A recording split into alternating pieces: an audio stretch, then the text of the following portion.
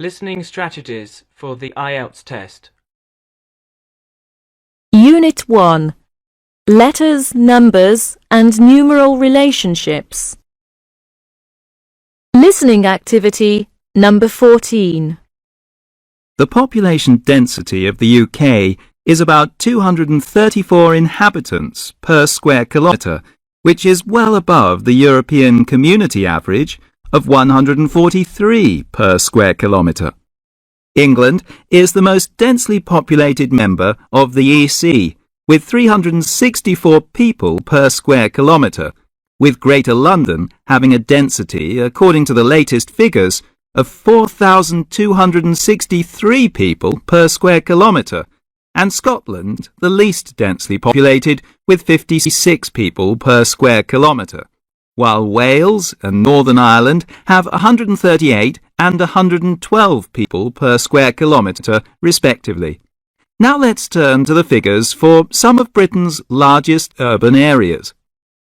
Greater London, the first city in the list, has an area of 1,580 square kilometres. It also has a large population of 6,735.4 thousand in 1988. Birmingham, in the English Midlands, is 264 square kilometres in area, with a population of 993.7 thousand. Leeds, the largest city in the north of England, is 562 square kilometres, with a population of 709.6 thousand. The industrial Scottish town of Glasgow, with an area of 198 square kilometres, has a surprisingly high population of 703.2 thousand. Edinburgh, Scotland's capital, with an area of 261 square kilometres, has a population of 433.5 thousand. Manchester is 116 square kilometres, with a population of 445.9 thousand. Bristol, on the southwest of England, is 110 square kilometres, with a population of 377.7 thousand. In the Midlands, Coventry is the smallest city in the list. It's 97 square kilometres, with a population of only 306.2 thousand.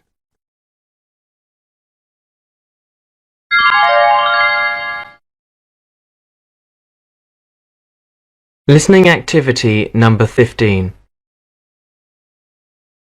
Listen to the tape and write down the numbers in the correct column. In 1985, there were 6,261 full-time undergraduate students, with 3,472 men and 2,742 women at the university. The distribution of these students was as follows. Beginning with the field of science, we find high domination of the field by men, with 1,137 men and 616 women enrolling in science. Next, in the field of social science, we again find domination by men, the figures being 484 for men, 401 for women. In the field of engineering, the difference is even greater. The number for men is 509, while only 56 women are enrolled in engineering. In the field of arts, the number for men is 593, and for women it's 943. This is the first field we find dominated by women. In medicine, there are 306 men and somewhat more women at 336. This is a second field in which women lead. Turning to dentistry, as you might expect, the field is dominated by men. The number for men is 139, and for women it is 107. In law and in veterinary science, we are happy to see there isn't much difference between men and women in these two fields. In law, men number 182 and women 171. In veterinary science, the figure for men is 110, while for women it is 104.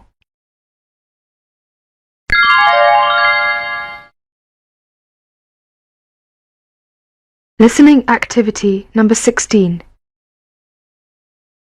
You are going to practice some percentages.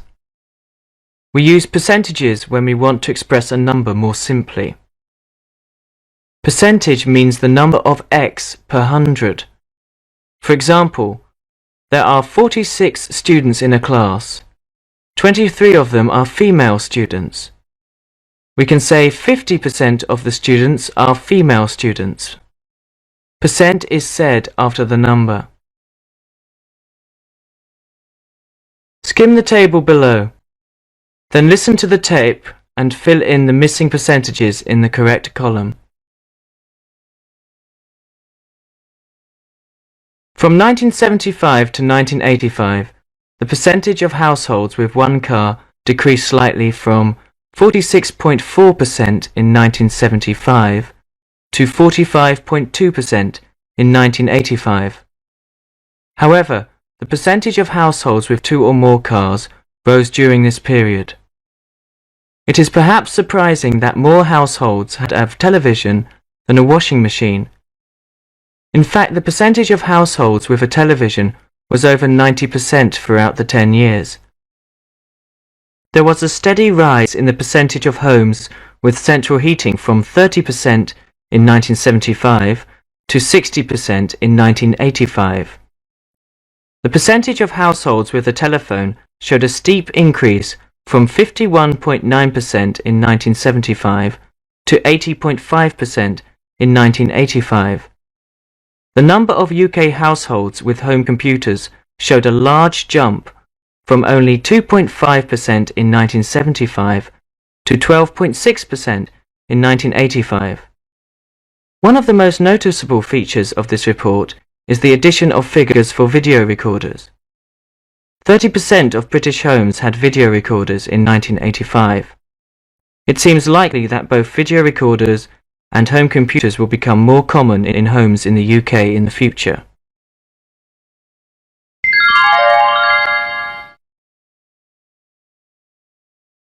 Listening activity number 17. You will hear a talk about British trade in 1987. As you listen, write down the numbers in appropriate places. Good morning. I'd like this morning to continue our discussion about British trade, and I have brought a couple of pie charts that I'd like you to look at. They give information about British trade by geographical distribution in 1987. The left pie chart is for exports, and the right one is for imports. Now let's look first at the left pie chart, the exports pie chart. You can see the European Community accounted for 49% of Britain's exports trade in 1987, and the other developed countries accounted for respectively North America at 16%, the rest of Western Europe outside the European Community at 10%, and the other developed countries accounted for 5%. These shaded areas represent the developing countries portion. The larger one is for the other developing countries, except the oil exporting countries, which accounts for 11%, and the smaller, which is for the oil exporting countries, received 7% of Britain's exports in 1987. The last and smallest was Britain's rather minor exports to former centrally planned economies, and this figure was only 2% in 1987. Now let's take a look at the right pie chart, which is for imports. The distribution here is roughly similar. The European Community accounted for 53% of Britain's imports in 1987, and the other developed countries accounted for, again, a large portion. The rest of Western Europe imported 14% of Britain's imports in 1987. North America accounted for 11%, and other developed countries represent 8% of Britain's imports in 1987.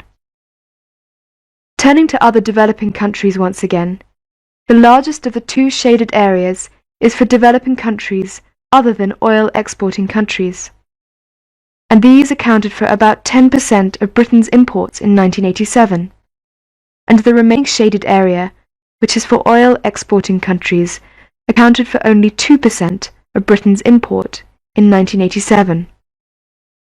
2% also is the figure for Britain's imports from centrally planned economies, as you can see from the lined area in the figures.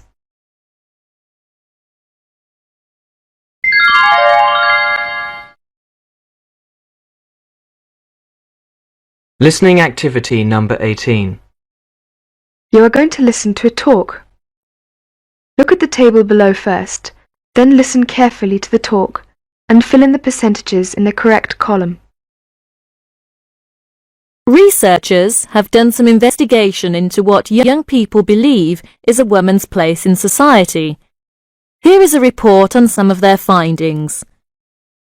The Chinese are consistent supporters of sex equality, with only 12% of young people believing that a woman's place is in the home. 93% are enthusiastic about sharing the housework, and 85% of them believe that women should be paid the same for doing the same job. 80% think that nursing is a woman's job, and 90% of them believe that mining is only men's work. 13% of Chinese, and an extremely low percentage, believe cooking is solely a woman's job, and 7%, even fewer, think that only she should do the washing. For a more traditional view of a woman's place, turn to the Japanese. 52% think women belong in the home. 89% of young people believe that a couple should share the housework and get equal pay for doing the same job. 65% of them believe nursing is a good job for women, and 90% believe that mining is solely men's work. 75% of them believe a woman should do the washing, and 82% of them believe she should do the cooking at home. 80% of Koreans believe men and women should get the same pay for the same job. 39% believe a woman's place is in the home. 75% of them believe that housework should be shared between men and women if both work, but there's almost a complete reversal when it comes to doing the washing and cooking. Here, very few believe in sharing the work. 62% and 65% respectively believe that women should do both. 85% of Koreans believe nursing is a woman's job, and 87% think mining is a man's job. Turning to Thailand, we find a country that's not over-enthusiastic about equality. 45% of young people believe that a woman should stay at home. However, there's an interesting 20% gap between whether cooking and washing are solely women's jobs. 67% vote for women doing the washing, while only 47% feel the same way about cooking, and 86% of Thais believe that housework should be shared between men and women. 87% of young people believe that men and women should be paid the same for the same job. 92% think nursing is women's work, and 95% of them believe mining should be done by men.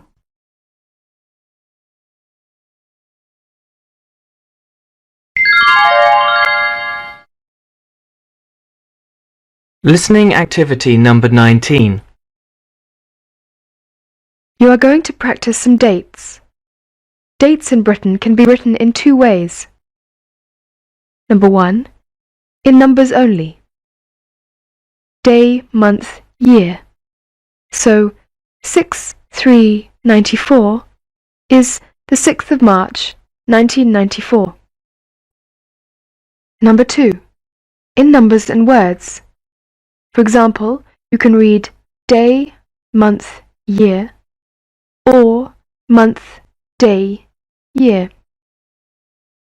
For example, 21/12/1994, you read 21st of December, 1994, or December the 21st, 1994. Listen to the following dates. As you listen, tick the correct letter A or B. Number 1. When is Lincoln's birthday? It's February the 12th. Number 2. Do you know Valentine's Day? Yes, it's February the 15th. Oh, sorry, 14th. Number 3. When's Washington's birthday? It's the 21st of February. Number 4. Do you know when April Fool's Day is? Yes, of course. It's April the 1st. Number 5. When's Easter? It's the 3rd of April. Number 6. When's Mother's Day? It's May the 8th. Number 7. What date is Memorial Day? It's May the 30th.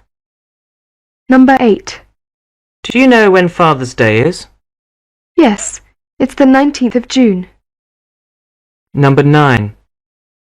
Do you know when's Independence Day? It's July the 4th. Number 10. Is there a Friendship Day? Yes, it's on August the 7th. Number 11. When's Halloween? It's on October the 31st. Number 12. When's Thanksgiving Day? It's the 24th of November.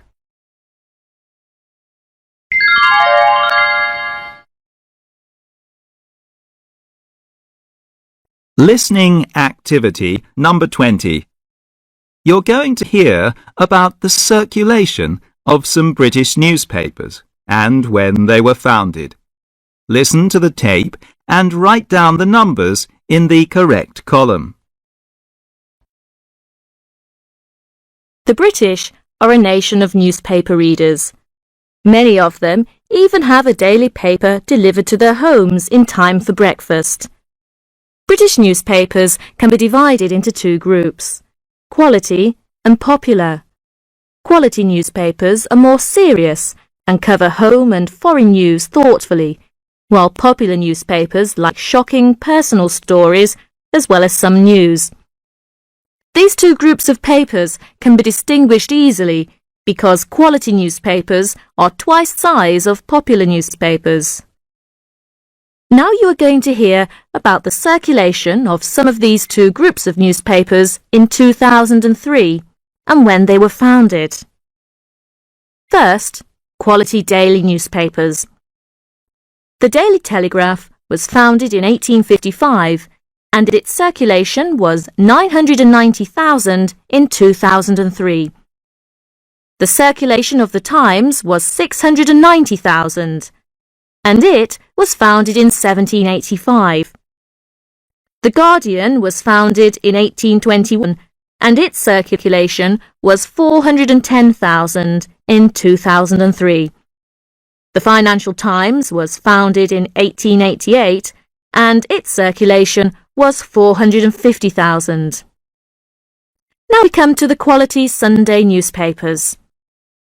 The Sunday Times was established in 1822 and in 2003 its circulation was 145,000 and the circulation of the Observer was 480,000. The Observer was founded in 1791. The Sunday Telegraph was established in 1961 and its circulation was 830,000 in 2003.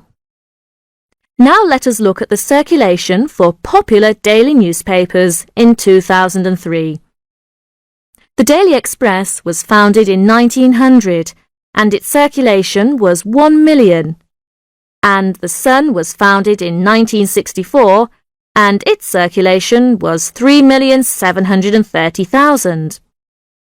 The Mirror was established in 1903 and its circulation was 2,130,000. The circulation of the Daily Mail was 2,470,000 and it was founded in 1896. Now let's look at the popular Sunday newspapers. The News of the World was founded in 1843 and its circulation was 4,100,000. The Sunday Mirror was founded in 1963 and the circulation was 1,880,000. The People was founded in 1881 and its circulation was 1,390,000. The Mail on Sunday was founded in 1982 and the circulation was 710,000. The Sunday Express was founded in 1918 and the circulation was 850,000.